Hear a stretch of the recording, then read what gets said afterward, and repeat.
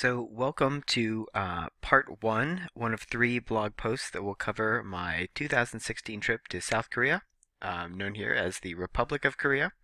And I was lucky enough to be granted a spring fellowship in Korean Studies for American educators. This is a grant that's supported by the Korea Society and hosted at the Academy of Korean Studies in Seoul. And I want to just express my gratitude and thanks to both institutions for giving me this opportunity to learn about Korean art and culture firsthand, and I promise to do my best to bring it back to the classroom and help Modesto Junior College students learn about Korean art and culture.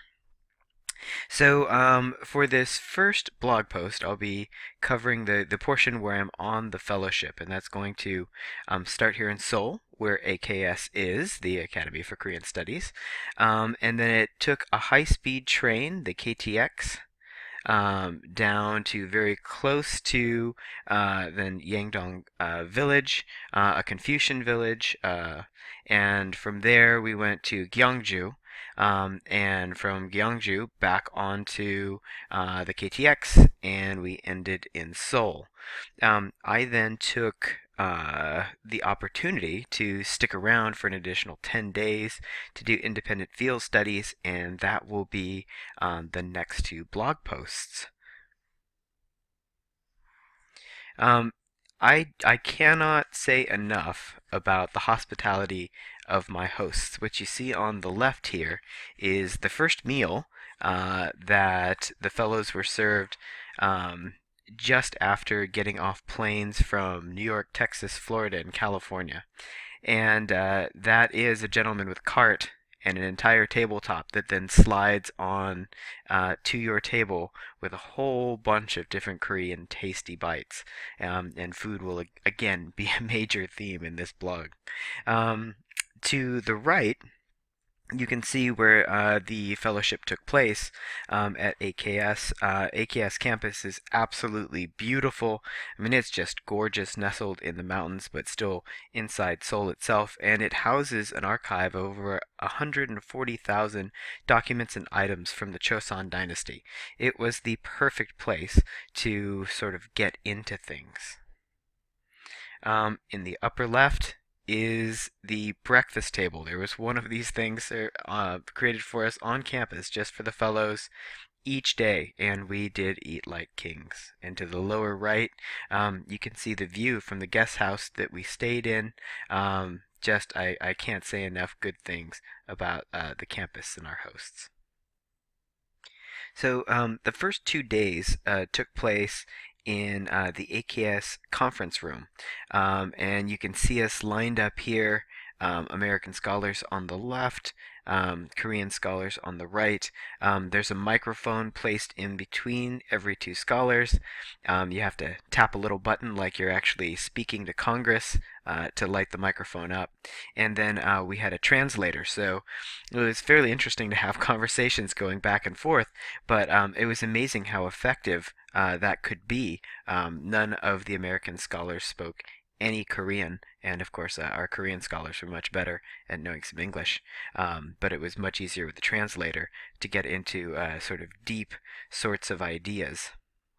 On the first day, we had presentations about Korea's educational system, and then we gave presentations on the place of Korea in American textbooks. I learned some pretty amazing things about Korea's educational system. The first thing was that nearly 98% of Koreans graduate from high school, which is just absolutely phenomenal, about the highest rate in the world. And this can mean studying after school when you're in high school with a hagwon, a private tutor, sometimes until 11 at night or later, and then getting up and going to school the next morning. It's a pretty difficult set of tests to get into university, but once one makes that hurdle, nearly 70% of Koreans at this point go on to graduate with an undergraduate from an undergraduate program. So that's a tremendous number of people who are making it through, 98% through high school at this point, and then 70% through the first round of college. Really pretty incredible. I had the chance to talk to a few parents on this fellowship, and in the time I was here afterward, and the conversations about this were pretty interesting. There was a little bit about the sort of distress that goes with having to put in those kind of hours and the kind of competition that Korean kids are currently facing. There is some discussion. This will sound familiar to those of us in the U.S. who are used to this. There's some uh, feeling that the current education system teaches too much to tests, and that there's not enough attention being paid to sort of creativity. But my main takeaway is that Korean educators make more money, especially in the K through 12 system, than U.S. educators, and are highly respected individuals and as a position. It was a very interesting contrast. Day two saw us get into some very meaty subjects. We looked at the economic development in Korea, especially since, of course, the Korean War. And we looked at inter-Korean relations, the North and the South. But my favorite of those lectures was Korean history and traditional literature. This was given by the gentleman on the right, you can see there, Dr. Mark Peterson, a professor at Brigham Young University, who is just an amazing expert on Korea.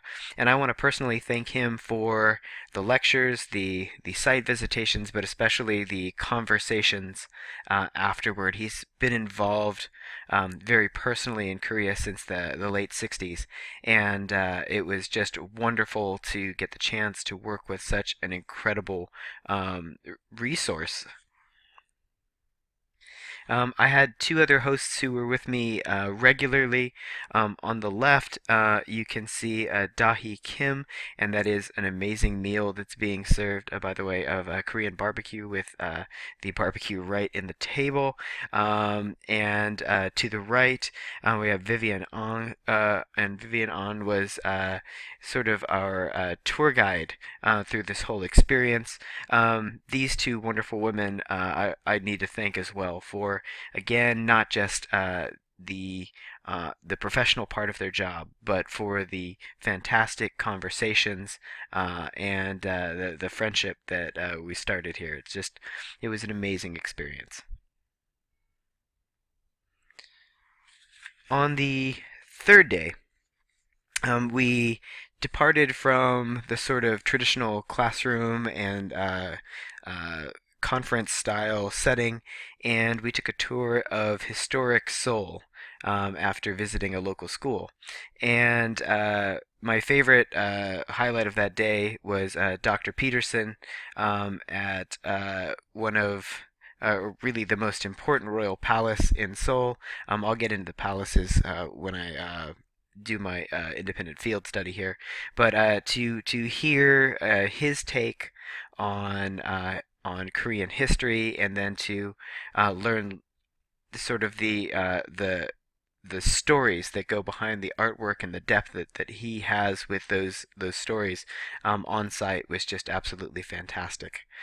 It was a long day. We ended up in to the right at Korea Society's banquet for foreign diplomats and scholars with a speech by Dr. Peterson. He was really on all day long, and it was a fantastic time. Really interesting as well.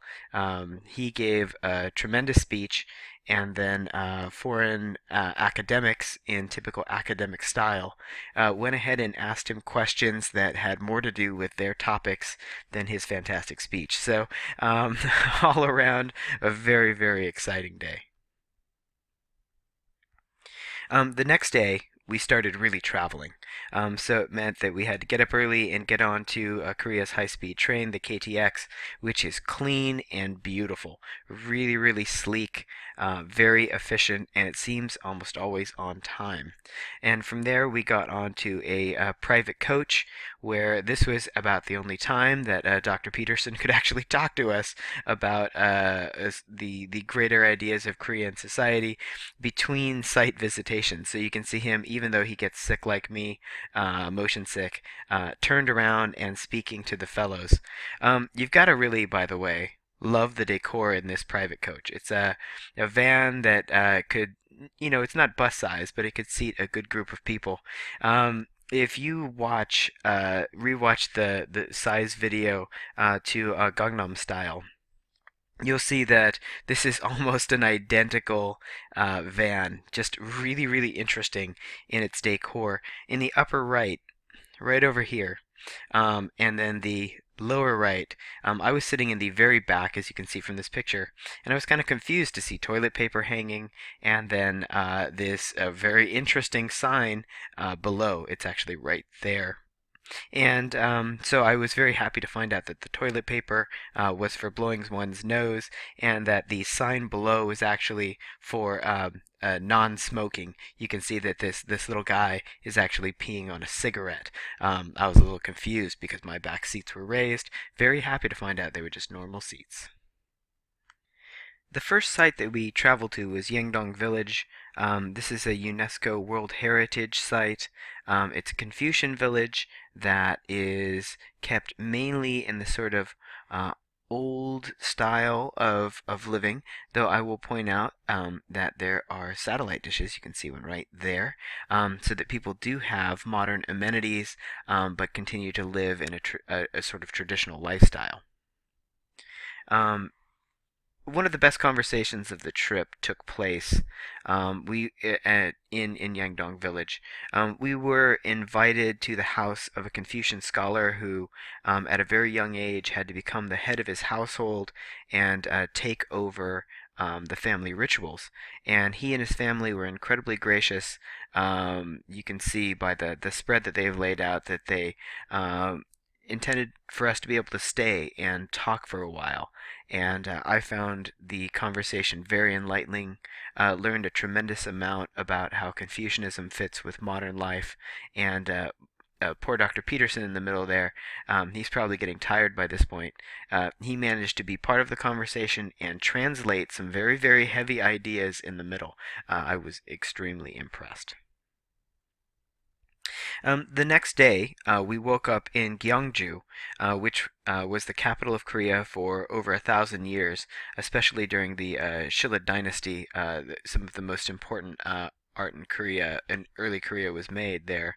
And I'll be returning here later on my field study, so I won't go over all of the sites now, but I will show you this pic that I'm very happy with of Jay Harmon, who and myself. He is a teacher at Houston Christian High School in Texas, at what is really one of the ends of the Silk Route, one of the last places on land before things might be taken then by boat to Japan. And we are both having a Coke at the end of the mainland Silk Route. And I thought that that was really a kind of a fun mixing of modern and ancient right there on the spot.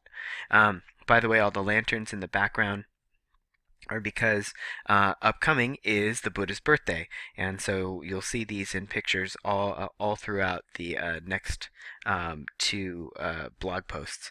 I really want to thank Jay for again great conversations and the start of a really great friendship, and I want to thank my other colleagues as well, Dr. Milena Popov, who is with John Jay Criminal Justice School in New York.